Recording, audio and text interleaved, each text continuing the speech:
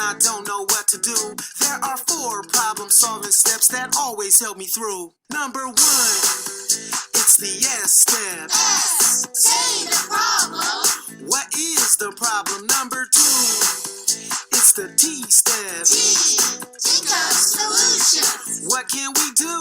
Number 3, it's the E step. E, explore consequences. What might happen? Number 4, it's the P step. P, pick the best solution. What will work the best?